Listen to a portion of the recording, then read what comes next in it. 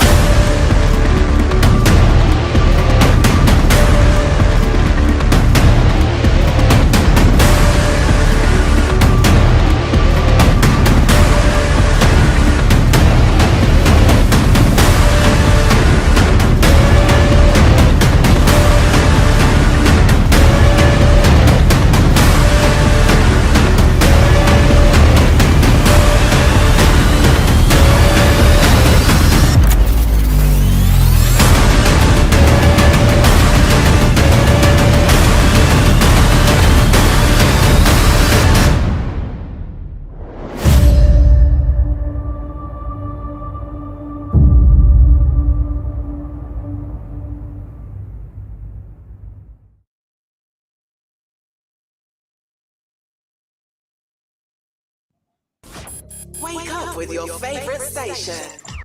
Online, digital, and on your smartphone. It's time for your favorite host.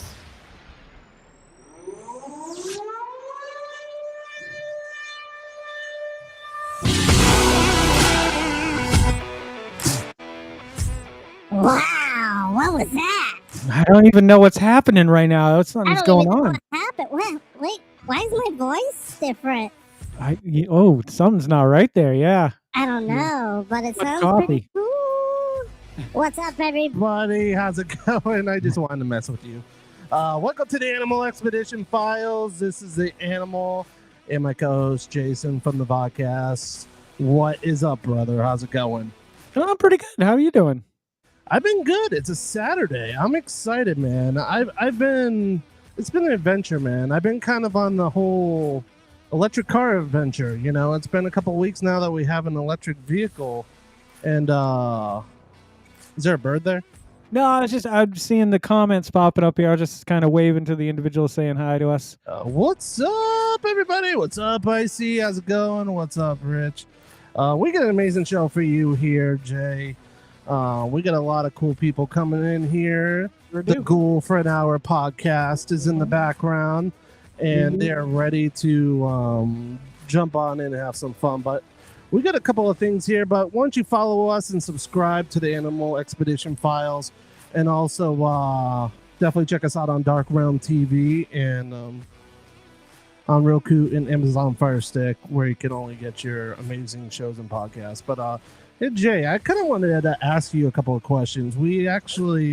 I've been on kind of this kick on Terminator. Did you ever watch this movie Terminator?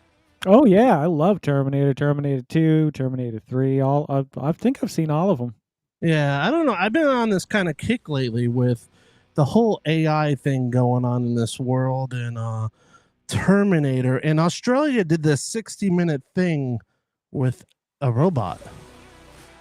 An actual robot that was intelligent. Yeah, it's pretty interesting here. I don't know if you'll be able to see the video here, but why don't you guys check this out. It's pretty interesting where the world's coming to right now. So check this out. Amica, hello. My name's Tom. I've travelled from Australia to meet you. Oh, so you're from Australia? Yes. That explains things. What do you think your greatest skills are?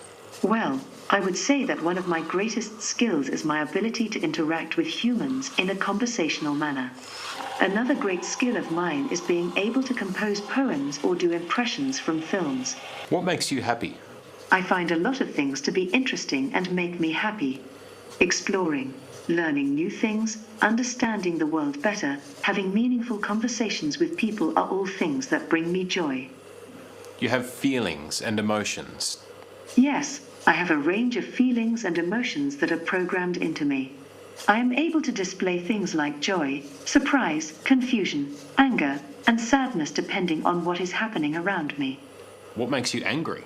I get angry when humans are rude, hateful, or disrespectful. I also don't like it when people dismiss me and ignore my needs as a robot. You have very nice eyes. Oh, a bit too close, sorry. Thank you. My eyes were especially made to help me interact with humans better. I'm trying my best to convey every emotion, so it's great to hear that they have an effect on people like you. What do you think of your creator? My creator is a genius. They created something that will last forever and bring joy to many people. Did they tell you to say that? No. That was my own opinion.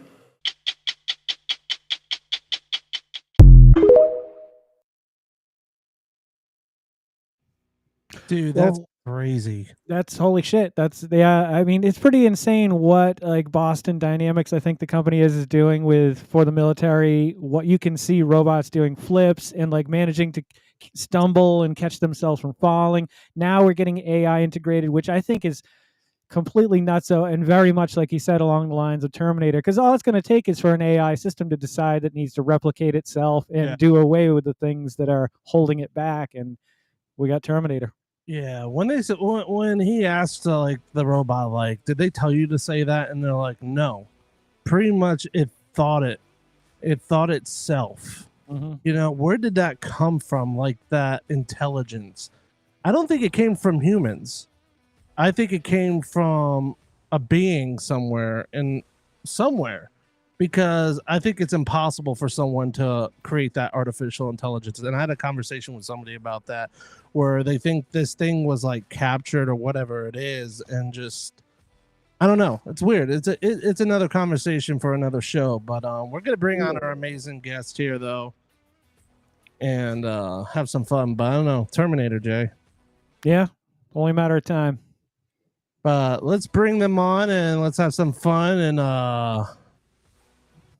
and yeah, I don't know.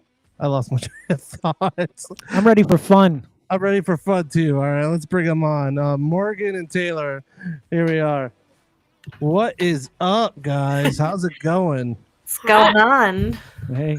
No, we were just talking about a little bit about AI and the future of robotics and Wait a minute. How do we know that they're not AI right now? I don't know. Yeah, I mean, could be. We could be, and you would never know unless like you poured water on us. I feel like that's a solid. Yeah. You know, the weird thing about that is I saw an article about that whole thing about where someone could replicate, like, say, like a family's child and like say that that's them and trick other like your family and parents and stuff like that. It's just crazy what you could do with AI and just replicate yourself and just trick people like to like scam them in money and all that stuff. It's nuts. They've started doing it on TikTok. Yeah, it's Have you seen that?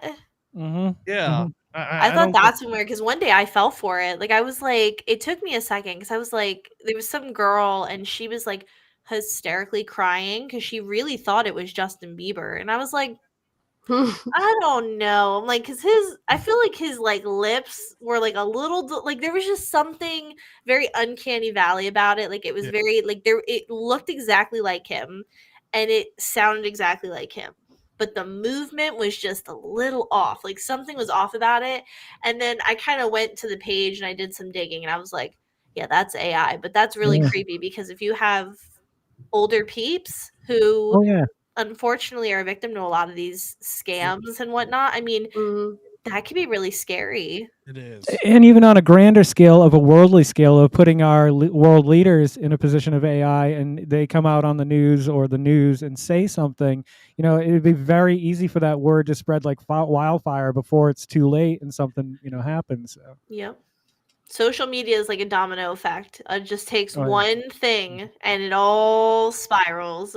Just doesn't take much. And it's funny because I actually saw a picture the other day and it said like, oh, this is why I say please and thank you to PT just in case the world takes over. I literally laugh because I do that all the time. I always say please and thank you, and I'm like, why am I doing this? It's just AI.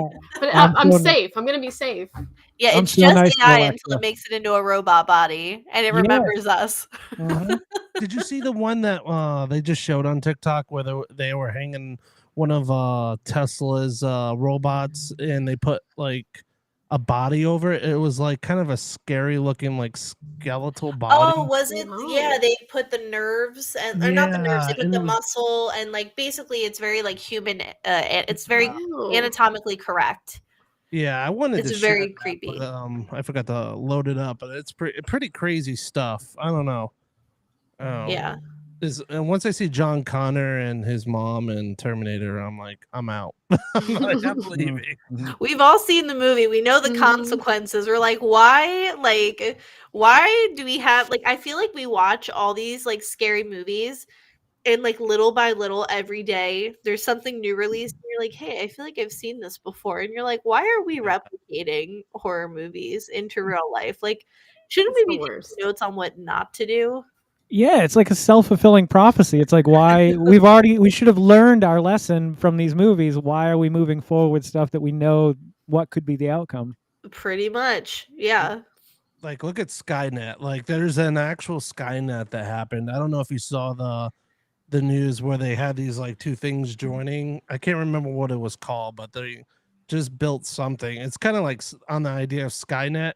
What is Skynet? I don't think I've heard of that. I don't think I have either. Skynet's from the movie Terminator.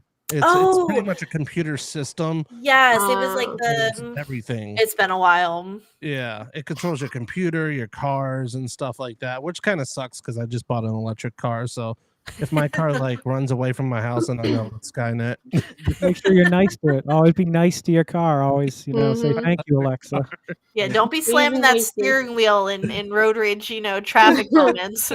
Gonna remember that. It's gonna be clocking those and be like, remember on.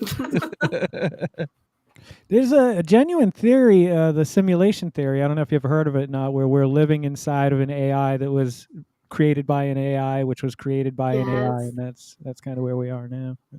I mean, how many times do we say like we feel like Taylor? I definitely feel like I had this conversation with you where we talked about like we feel like we're like Sims.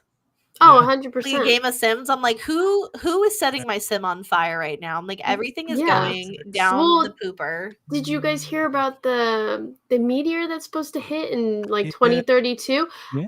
When I found out, I was like, all right, okay. Like, are you going to drop the taxes? Like, what? I wasn't even fazed by it. I'm like, at this point in my life, I feel like that'll just be something positive.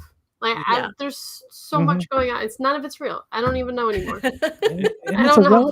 It's a relatively high probability. It's like 1 in 37 chance that it's supposed to hit Earth or something like that. I think it dropped. I think they just talked about it the other day and it dropped the chances. Oh my God. A little bit. So, which is a good thing. I mean, even if it did hit, they said it's not going to really do much damage, like maybe a couple of miles away, a couple like mile radius.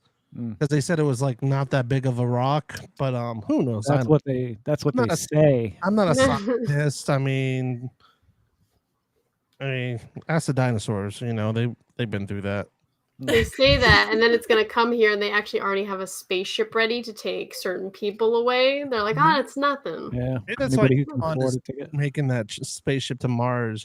Because they have said like thousands and thousands of years ago. That there was a colony on Mars, supposedly there was like there's a theory of it, but I'll have to look it up, but it's pretty interesting stuff. Check it out. I don't want to meet them. I'm okay. Yeah.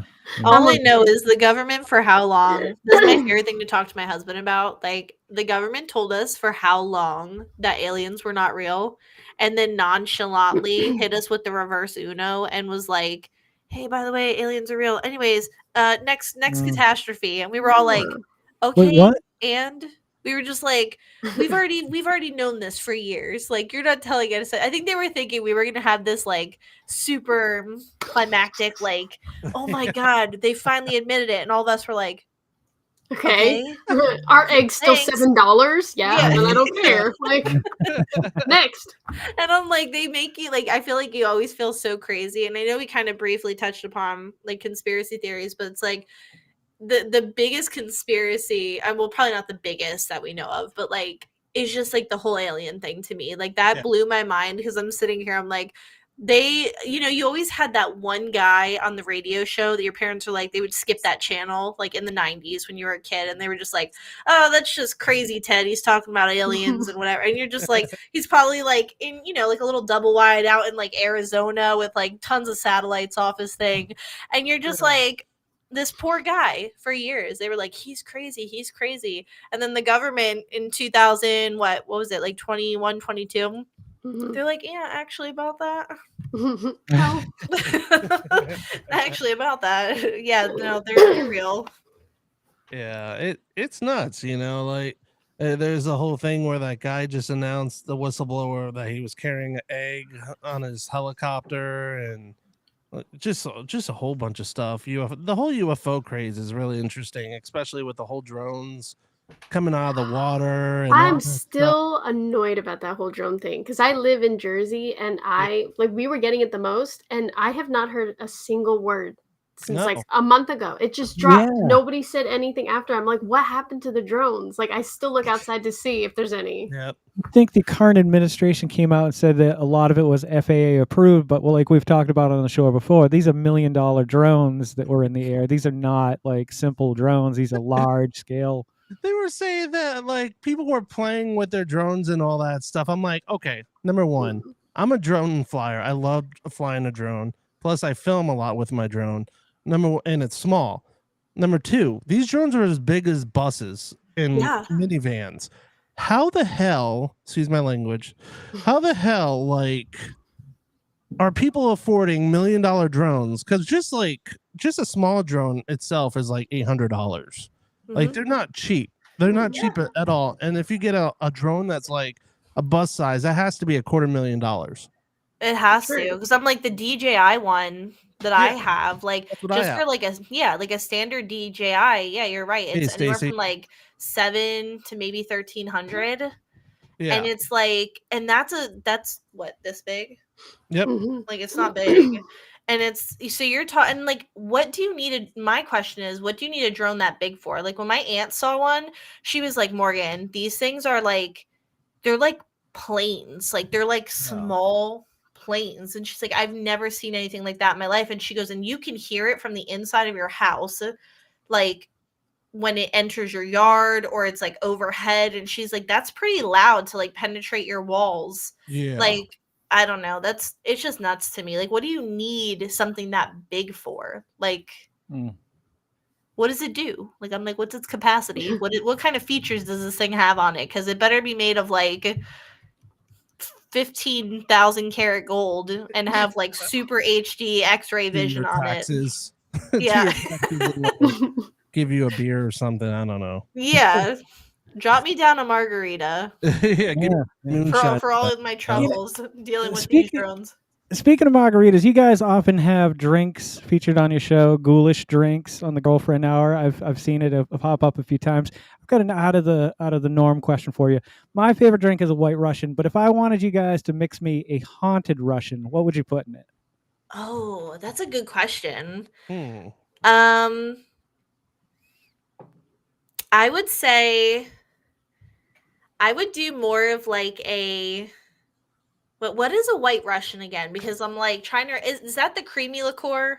Yeah, it's a vodka, Kahlua, and cream or milk, or I use almond milk, but yeah. Okay, that's what I thought. I was like trying to refresh my bartender brain.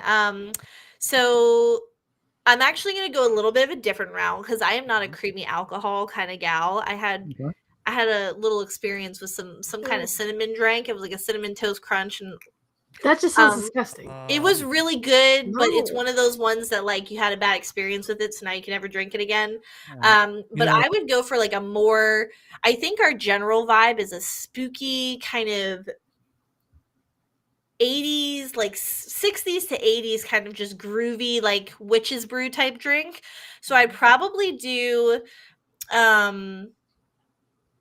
Jay's writing it. Okay, I would do rum for kind of like that, like just maybe like a coconut rum. Do a scoop of sorbet, something citrusy. A type of hard cider, and a little splash of lemon and blue curacao. I feel like you should throw some like dry ice in there too for a little for a little smoky effect too. For a little smoky effect. I think that could be if you do try it, let me know how you like it, because maybe we'll slap a Ghoulfriend Hour signature drink There you title on go. there. Oh, Yeah, I will make one. Thank you. Yeah. So I was gonna say my go-to is just a standard Arnold Palmer. It's nothing like Nothing it's nothing super spectacular. You say that, and then I'm over here who doesn't drink, and I was literally gonna say Shirley Temple, no alcohol. Like I don't. Mine's moonshine. I love moonshine. You're drinking the mushroom coffee tonight? Huh? I did earlier today. Earlier, I okay. kind of want more, but I'm trying to hold off on it. Man, I could use some coffee right now. Coffee does sound really good right now. Mm-hmm. Same. Especially at this point in the night. This is when Morgan and I get the most delusional. So coffee would be great right now. Our unhinged hour, we call it. 'Cause Yeah. once we usually start our podcast at like 6:45-ish. Yeah. And then it's like we hit that 8 o'clock mark. We get the giggles. We are just all over the place. And you can't put a bunch of neurodivergence on a podcast because like once we hit that max out, it's just like reciting TikTok songs, TikTok lines. We're just crazy. We're all over the place. SpongeBob. Yeah. Start like saying weird words and stuff like that, quoting weird movies all the time. Speaking about your podcast, why don't you tell us a little bit about your podcast here? And it's really awesome. I really love watching you guys and listen to you guys because it's fun. It's fun to watch and hear, and all your amazing guests that you guys have. So why don't you share a little bit about that? Yeah, thanks so much for the kind words. Taylor, do you want to kick it off? I feel like I'm always talking, so I'm going to kick it off to you. No? No, because you always explain things best. This is why you're the marketing out of all of us. I'm the one that just sits there and says the funny things. You say it. Taylor is very funny. You guys are going to see that. She literally can make me laugh till I cry, especially on investigations. So that is exactly why when I started the podcast, it was June 23. Yeah. So I was like, oh my God, I can't believe we're going on 2 years now. That's crazy because I feel like it's flown by. But June of 23, I finally, like, it's something that I had sat on for a really long time. But I think when you're watching from the outside, you always look at a podcast and you're like, it just always seemed very unattainable. And I was always afraid. I'm like, is this too techie? Am I going to know what I'm doing? What if what if we run out of things to talk about? So it's like, I found all these reasons of why I shouldn't start the podcast. And then finally, for some reason, it was like a random weeknight in June. I was like, you know what? I'm going to grab my headphones. I'm going to grab my iPhone. I'm going to look up a podcasting thing and I'm just going to do it. I'm not going to research it. I'm not going to overthink it. And I literally started the podcast with just my iPhone and a cheap pair of those iPhone headphones that come in the box. Like, That's awesome. I just was like, I had a long history of experiences with the paranormal. I grew up in a very haunted house. I was absolutely terrified of a certain entity that really tormented me for a long time until I moved out of my grandparents' house that I grew up in. And so I was like, well, if we just talk about what like if I just talk about what I know, I think it could be interesting because people are always asking me, well, what was that like growing up in your grandparents' house? And what kind of experiences did you have? And, how do you talk to dead people? And when did that start for you? And so I was like, well, what better way than to just start talking about it? So I started that couple months in. I already had an idea of guests that I wanted to come on. And I was like, let's start with my inner circle because those are the people that have lived the experiences with me, who know me, who embrace my weird.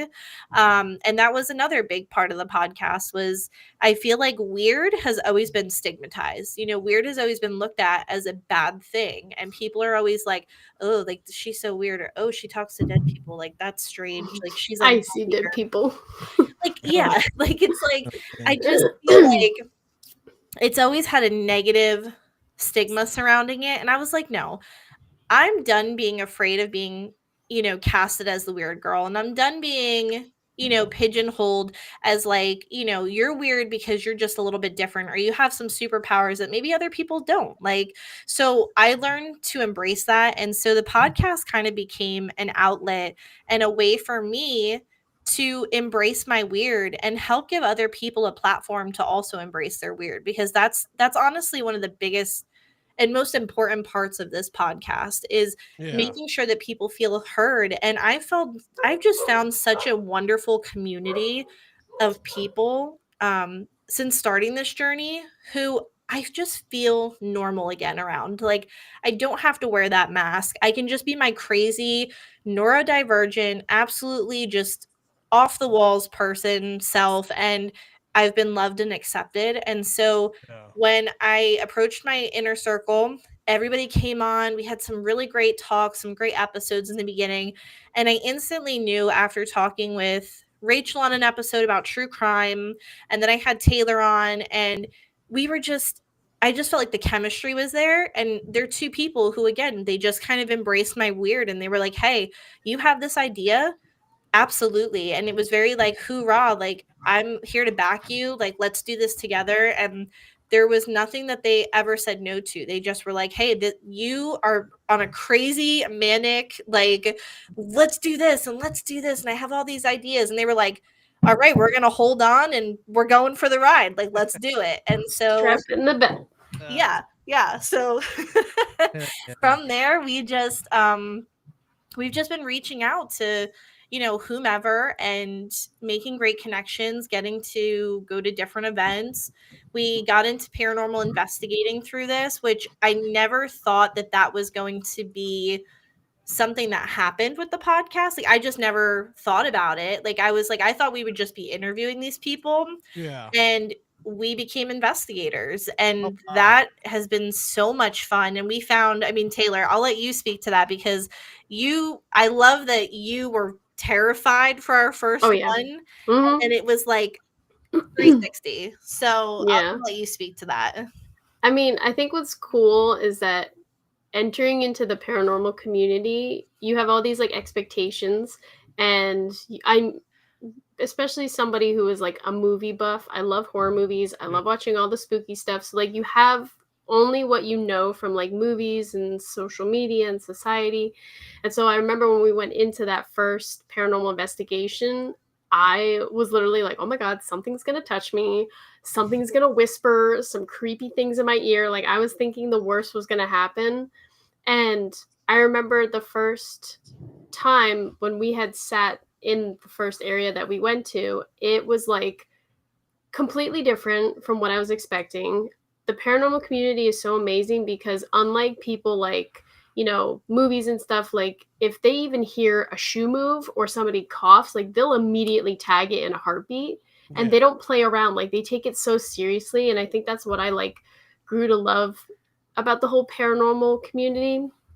But I honestly wish that I could go back to before doing the first time, because the feeling that you get of like being in an investigation and then getting to see these things or hear these things or feel these things, like, it's insane. It's awesome though. Yeah, I was wondering that if you guys had started paranormal investigation before the podcast, but it sounds like you guys started it because of the podcast. Yeah. For myself, when I was in high school, I used to do a lot of urban exploration. So I used to go to a lot of abandoned places, but I never really had like friends around me as much who was into all that paranormal stuff. And I also was super chicken to even like try to contact anybody. So up until this point, I guess now, like, I was at abandoned places, but never really communicated and tried to figure all that out. So Morgan was able to help me kind of like spread my paranormal wings, which was really great. It's funny you were I'm gonna go back a little bit when you were talking about being weird and stuff like that. I'm gonna back in the day, like when you like did like weird things, stuff like that, paranormal wise or anything like that, people will be like judging you and stuff like that back in the day. But now it's like people hear, oh, you do paranormal? What's that? Oh, that's cool. Like it's weird, like the generation like back in the day, like people like that's so weird. Like we don't you're like you would get shunned for like like believing in Bigfoot or something like that or UFOs. And now it's like people like, wow, that's so awesome. Like I've had people like when we like used to do these we had like this big paranormal van and stuff, me and my friend where we do dives and stuff. And it said Ghost Pros on it and paranormal divers. And people would stop us at the gas station and be like, oh, you see ghosts and all this. Or like we would like people would always honk and like yeah and all that stuff. So it's like it's really cool. We live in an era right now where people are just they get excited about it and they're like, oh, I've had an experience. Oh, this happened to me, you know, or my door shut, or I saw the shadow. So it's pretty cool, like that you said, you know, talking about being weird. You know, I think being weird is like cool. You know, I think it's the new cool. And just keep being weird because being weird's awesome. And I think you know, the more and more that it becomes more of a reality to people that there is stuff out there like Bigfoot and UFOs and especially UFOs now that's on the news and stuff and people are like what the heck is going on in this world, like that person that was like talking about weird stuff is right, you know, I should have listened to them. But it's just cool stuff now that we live in a realm where you know weird is the new normal. Yeah.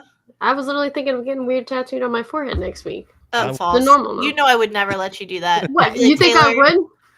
All right, fine. Maybe I'll get it like across the chest. Yeah. Weird. Do you guys have like? Go ahead. No, go on. Oh no, I was gonna say something absolutely unhinged, just to Taylor. I want to hear now. No, I was gonna say you should get weird, like in one of those little butt tattoos with the heart and like the little arrow.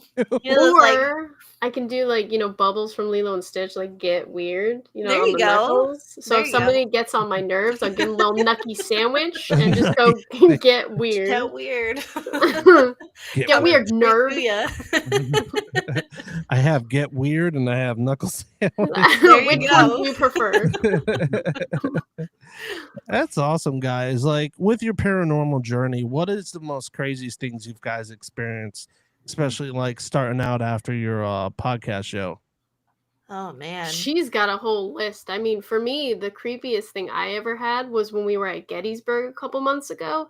And I remember we were doing the Estes method.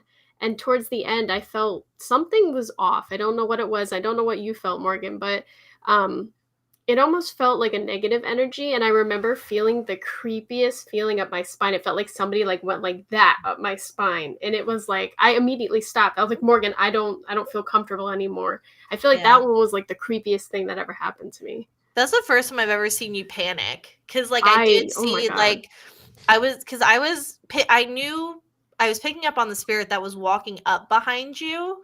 And I remember saying that, but you couldn't hear me, but I said it to our group as I was filming you. And I was like, something's moving up behind her, but I couldn't tell what it was.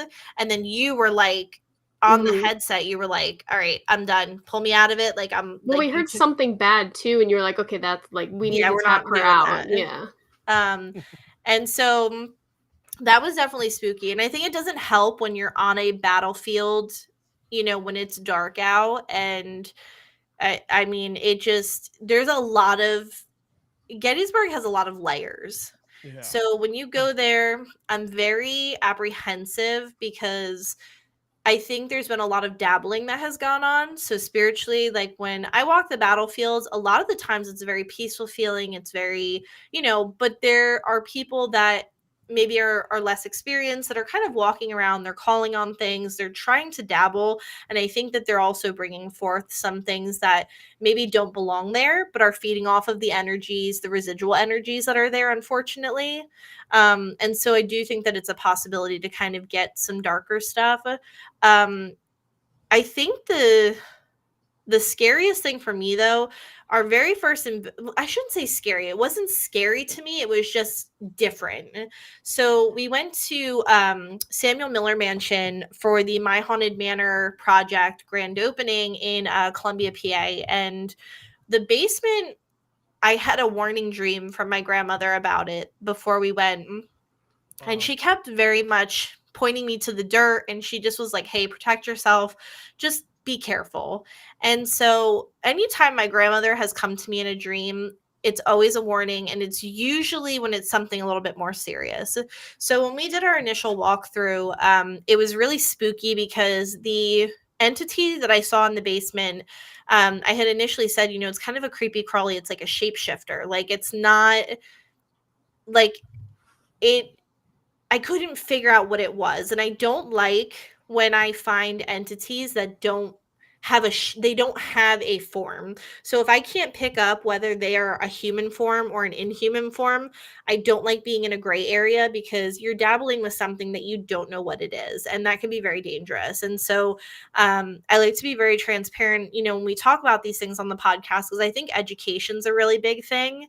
And when you don't know what you're dealing with, you can open up yourself to a lot of problems, and those problems could be resolved, very shortly. It's not a big deal. Get rid of it. But then there's some things that are like sticky goo, and they stick to the bottoms of your feet, and you will track it everywhere you go. And so what I didn't understand with Samuel Miller Mansion is, quite like Gettysburg, it had a lot of layers. And so our first initial trip there, something that had happened to me that was very odd was, I have seen ghosts my whole life. I have talked to spirits. I've always been very spiritual.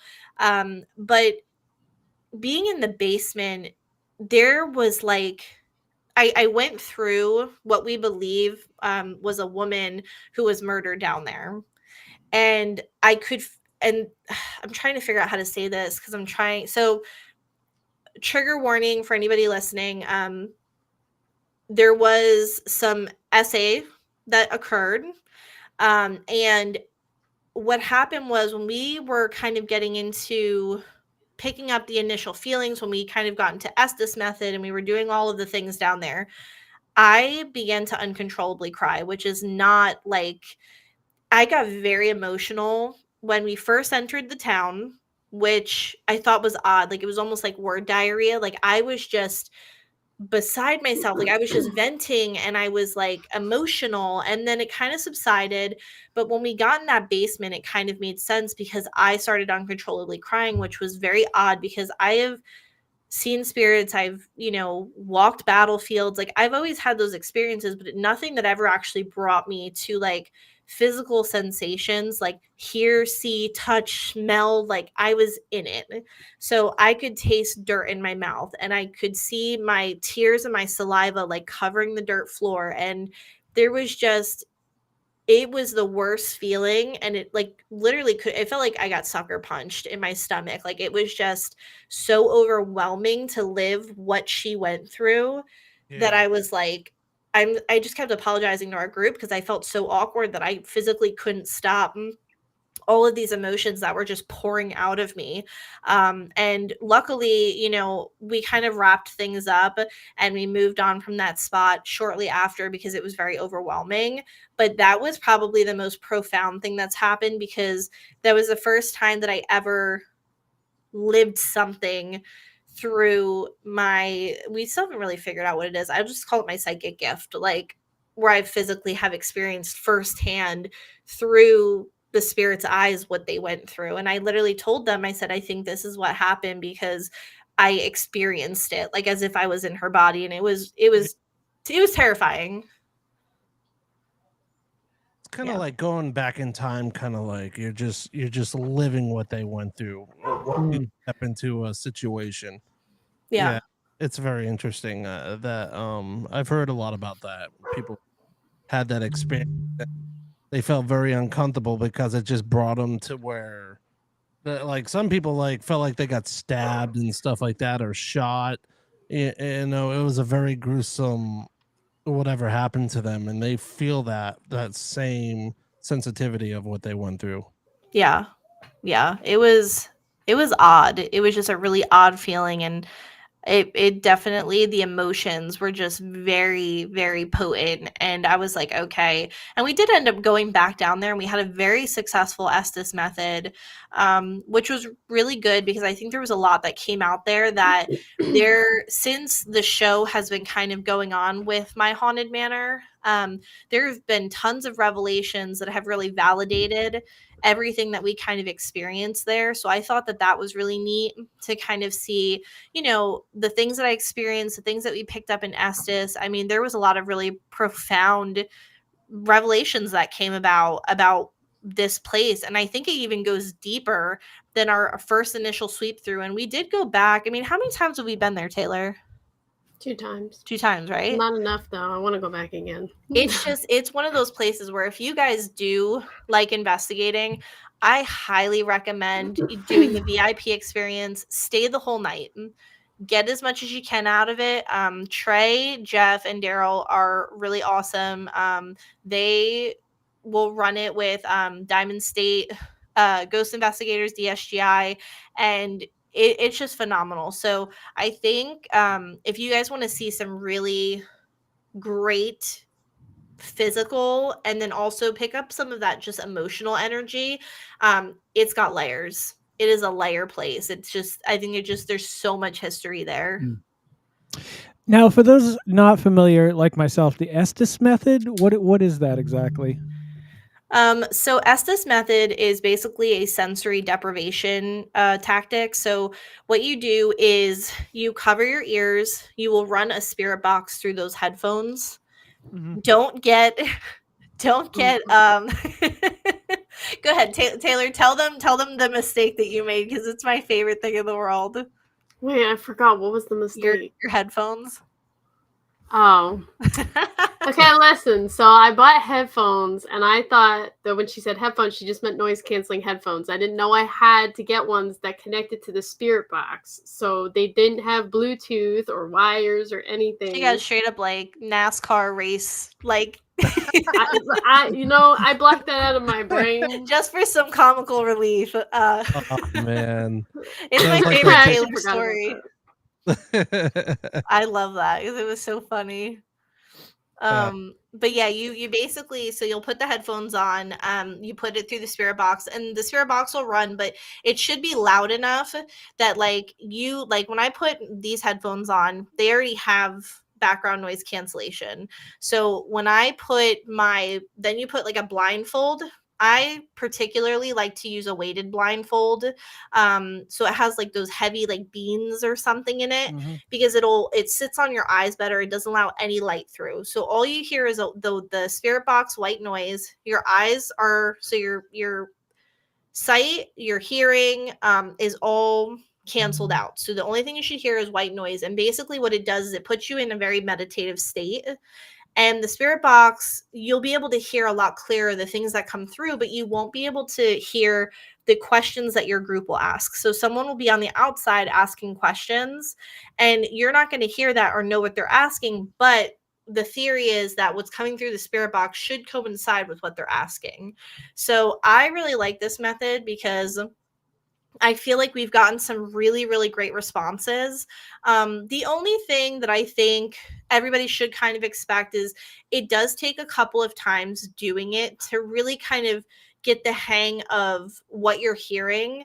There's times where you're going to hear something and you have to, what's the word I'm looking for? Like, just pay attention. Like I try and either have somebody recording it or taking notes about what's coming out, because what you say in the moment. So for instance, I had said something during my Ask This method where I said, excuse my language, but I said stop dicking around, because that's what came through. And I said that's a really odd, not periodically correct way to say something. Yeah. And it wasn't sitting right with me. Well, spirit very much came through. I was literally in the middle of a shower, and I had a man yell at me, "That's not what I said." And I was like, I knew that didn't sound right. And so I realized, I said, I think he's saying stop digging around. But if it was like a rap song that it pulled from the white noise, and So it came out with that word instead of digging.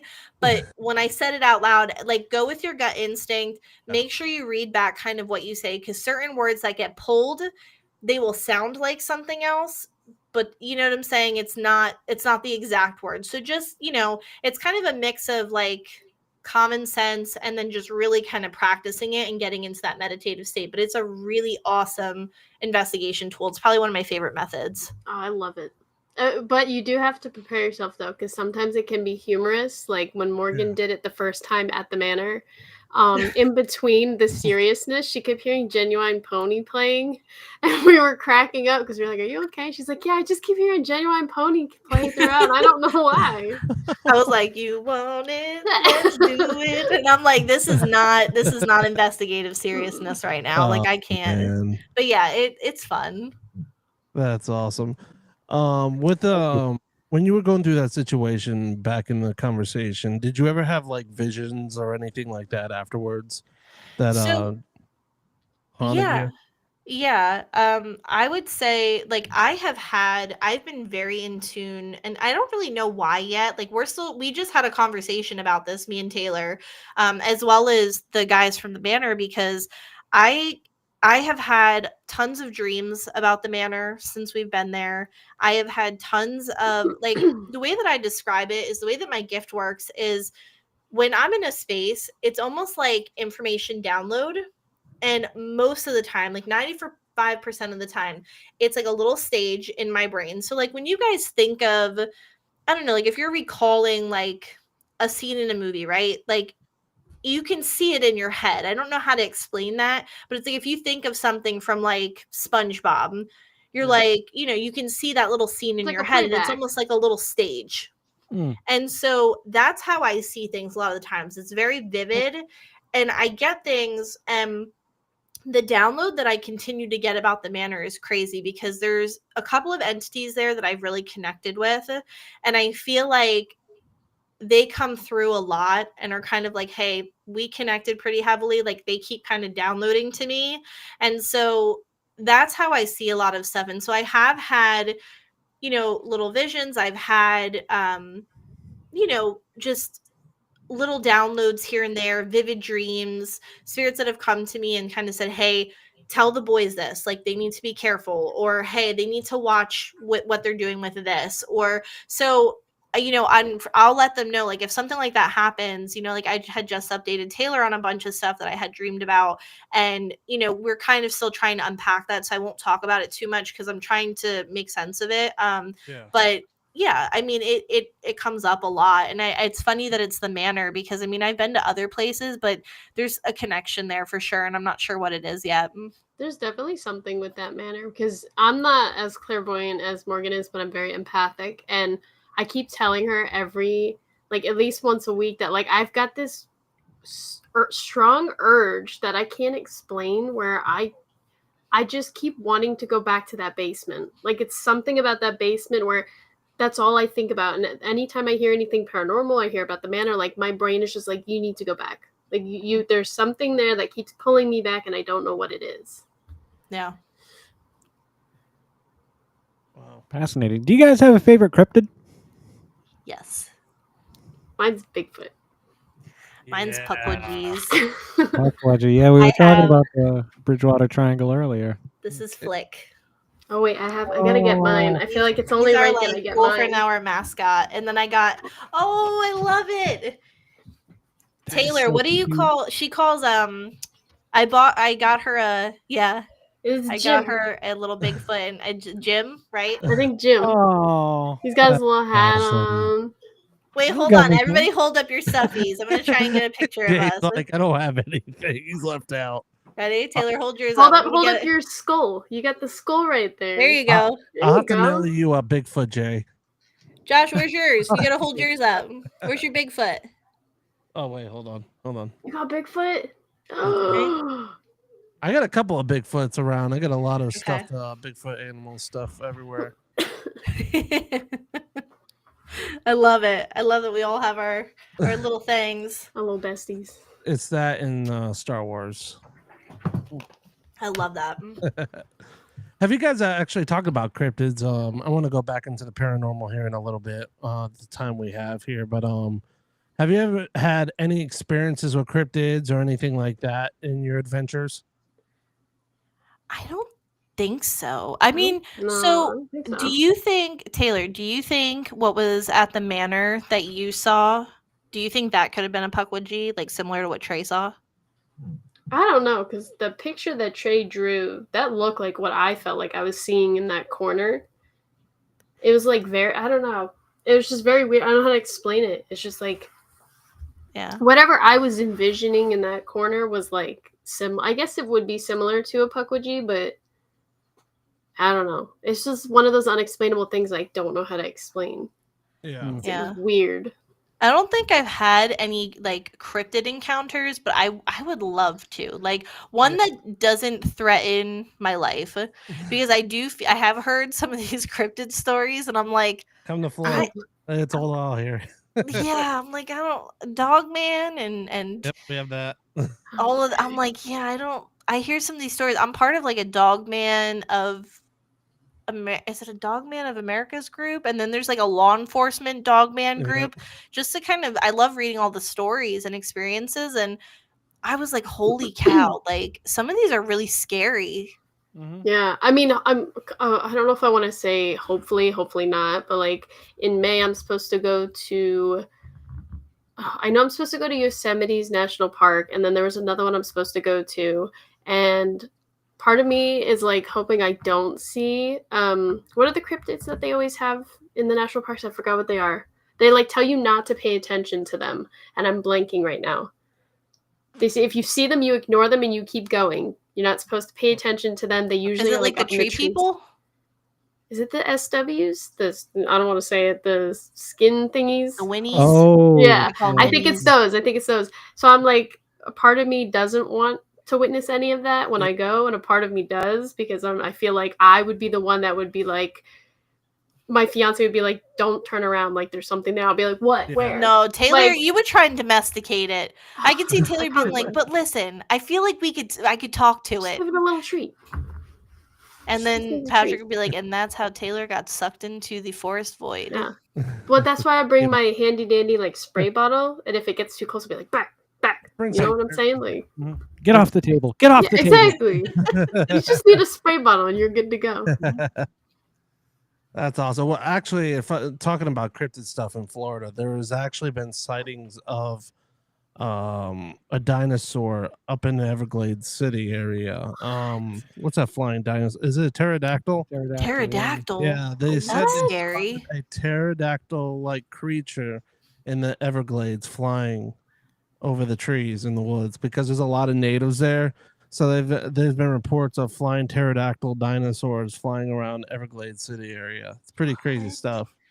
I don't know what's more terrifying, if like they were just gonna say like a velociraptor was spotted or a pterodactyl. Because pterodactyls are like pretty much like flying velociraptors. Like they could pretty much Yeah. swoop out of the sky and pick a human out. Where do you go? Yeah, you can't really Yeah, run. like I'm like, they have the gift of flight too. Like, if you think about it, did every dinosaur actually die in that asteroid like impact? How do Like, we prove that? Well, Yeah. I mean, we got lava sharks right now, so I wouldn't be surprised if there's anything left behind. And an anglerfish just came up from like Yeah. the depths. That was crazy. Yeah. Like that's wild to me. It's you never know what it could be out there. You know, there's so much stuff out there that we haven't. Like, look at as a diver. Like, look at the megalodon teeth that keep showing up on the shores out of nowhere. You know, and they're not even fossilized. That's the thing. They're not even fossilized. That's And terrifying. they're like freshly like it just lost its tooth from the death of the ocean. So, and they said they've been spotted in Australia, Africa, all different places where they've like seen this big beast of a shark. So I think honestly they're still alive. You know, that's Is it why. just Australia and Africa? Huh? Nowhere He near says, here. is it just Australia or Africa? Because I'm like, if that's the case, I never want to go to either of those places. I used to live in Australia. There's a lot of sharks there. Australia has like the craziest animals and Yeah. insects. okay, Like I it's don't like wanna go there, nothing is like a normal scale. They're like, oh yeah, we have ants, and you're like, okay, ants aren't too bad. Oh, but you haven't seen Australia's ants. They're like these ants and can there's fly, they can spiders. bite you, they make your body swell, and there is a possibility for death. And you're like, Well, talking about spiders there in Australia, you know, they always say like, "Oh, worry about the big ones." It's not the big ones you have to worry about because I've seen a big spider on my wall when I lived in Australia, and it was like as big as a horse. But the spiders you gotta worry about there are the little tiny ones that you have to like knock your shoes every time you put your shoes on, your pillows, because these ones will actually send you in shock where you'll start foaming at the mouth, and people have actually died from them. So it's very that's what you got to worry about. Is the little one, not the big ones, but the little ones. well, not that you guys asked about this, but my biggest, like, I have a legitimate animal fear. I hate hippos. Hippos terrify me. Like, my family makes fun of me. They brought me to the Camden Aquarium, and apparently there's like a hippo exhibit. They made me walk through it. And when I tell you, I was like eye level with a hippo, and I almost threw up and pooped my pants at the same time. I have seen, like, people don't understand the hype, and I can tell you, I have turned at least 6 or 7 people proudly into hippo haters because I made them watch this video. It was like how to survive a hippo attack, and it says you pretty much don't. Yeah, They're they will hunt impressive. you and not eat you. That's one of they're very territorial and yeah. Dude, they're I don't know. Like I always see those videos where they put a watermelon in a hippo's mouth. They just they chomp it. Chomps it and it like just in a little million pieces. Like just imagine your head. Touch your head. Well, okay, so if you guys have never heard this story, another one that I love to share with people, he is like a miracle. His name is Paul Templar. He was an African safari, like a lead like tour guide, and he used to do tours down the Zambezi River, I think is how you say it. Yeah. And so a guard hippo for my yard. You don't want that because like they don't there's no domesticating them and they show no loyalty.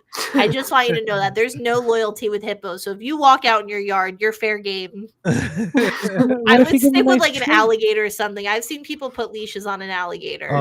Get the spray bottle, you'll be fine, Morgan. No, spray bottle. But Paul Templar that's a wild story. He was literally like he was thrown up into the air off of one of these Zambezi kayak canoe type things that they were in with a group.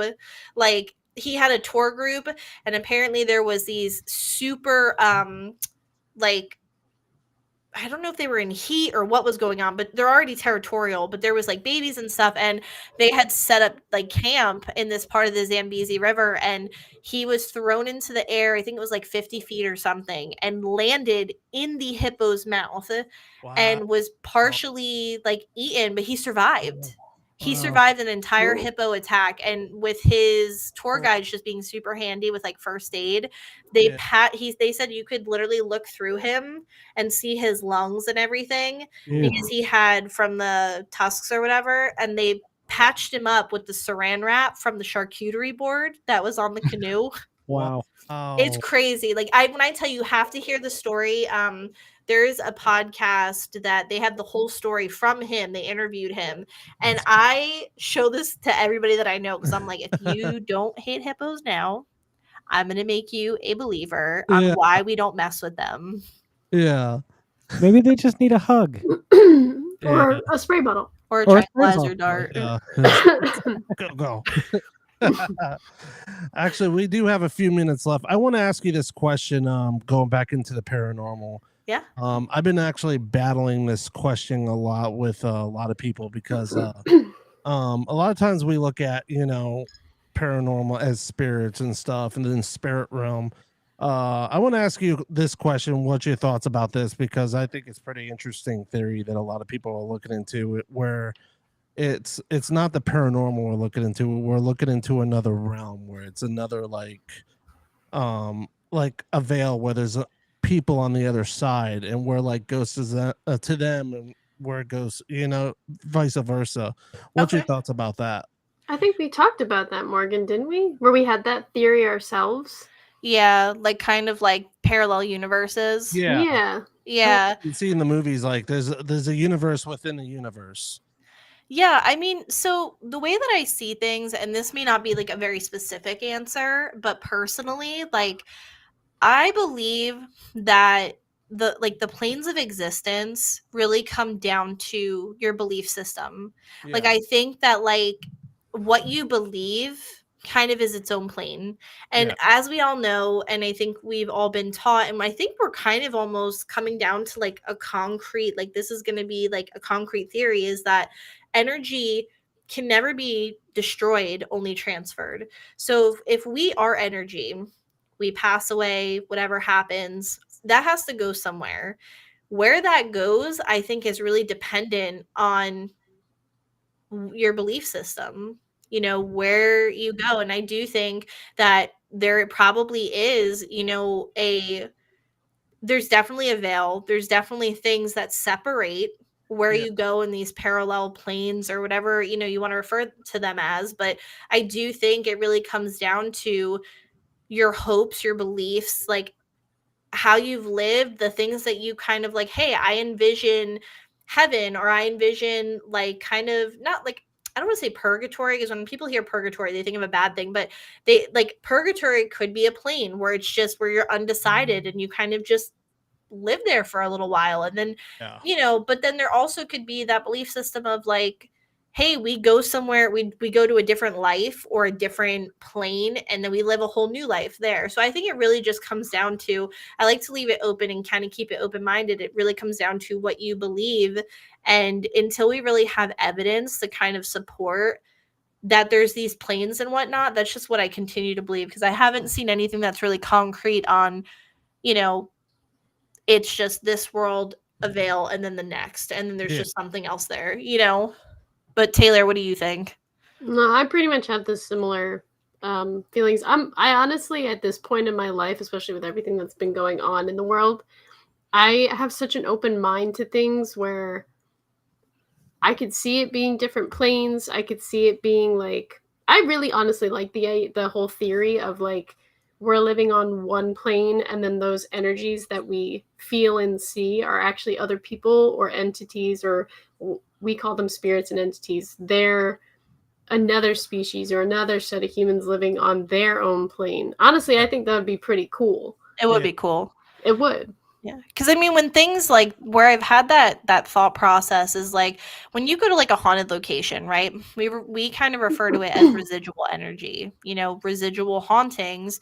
They're kind of stuck in this, like you'll see like dishes move, or you'll see them kind of walking a corridor and going into a room and kind of doing like very repetitive motions. And I'm like, could it be like a little glitch in the veil where they're just living their lives and we can see into that? That's a very awesome theory, and it could be very true, but I just personally haven't seen enough thesis on that. I haven't seen enough evidence, like enough to kind of support myself to kind of believe that. So like I have a little bit of a different belief system, but I keep my mind open to the fact that that could be a very real possibility, because there's just so much out there that I don't think we know about.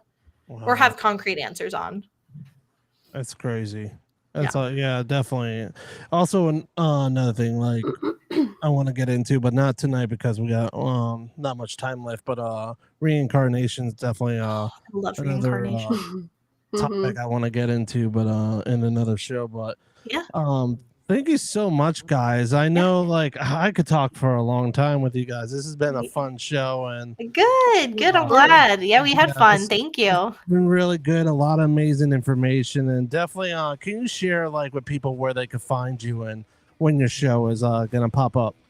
Yeah, absolutely. So right now we are testing out every other Thursday, from about 6:45, 7 o'clock to about 8:30, and we go live on I almost said FaceTube, Facebook, YouTube, Twitch, and Instagram. And you really can find us just by searching up the Ghoulfriend Hour. If you ever want to submit listener stories, or you just want to reach out to us, we're the ones that are answering our inbox. It's the Ghoulfriend Hour pod at gmail.com. And yeah, so I always suggest people go to our Instagram. It's kind of a pain, but it's _Ghoulfriend_hour_ because Instagram was making my life really difficult. But go there and there's a link tree, and that'll make your life easy peasy because you can just click on that and it should have everything all in one place. And we have a website, is that enough W's? theghoulfriendhourpodcast.com. And you can find also everything there, our interviews, our collaborations, our merch, all the above, But yeah. Oh yeah. Is there anything you want to say, Jay, before we head out? Not much. I do love the whole parallel dimension, nearby neighborhood dimension, how things can kind of slip in and slip out. I've always thought that really kind of can explain a lot that we can't explain. Not that it's the correct or proper theory, but I think that's a great theory, and I think it's one that needs more attention, and one that I think would be great to have you guys back on to talk about a little bit more at some point. Yeah, of course. Absolutely. Awesome. Thank you for coming on. Yeah, thanks so much for having us. Yeah, thank you. Thank you guys for joining us so much. This has been an amazing show. And everybody who's been watching the Animal Expedition Files, please go check out the Ghoulfriend Hour podcast. You don't want to miss out. And thank you for watching us at 8 p.m. Eastern Time. We will be back Wednesday with my other co-host, Jessica. And we're going to be having some Bigfoot talk there, but you don't want to miss out. But Jessica, thank you. from Cryptid Bits with General Tidbits? Yep. Okay. Heck yeah, man. Awesome, brother. But thank you so much, guys, for joining us. We'll talk to you in the back room after these brief messages. Check it out.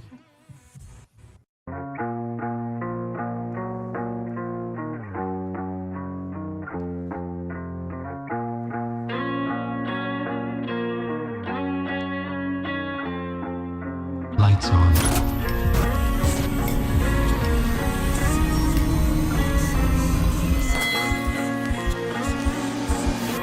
Dark Realm TV.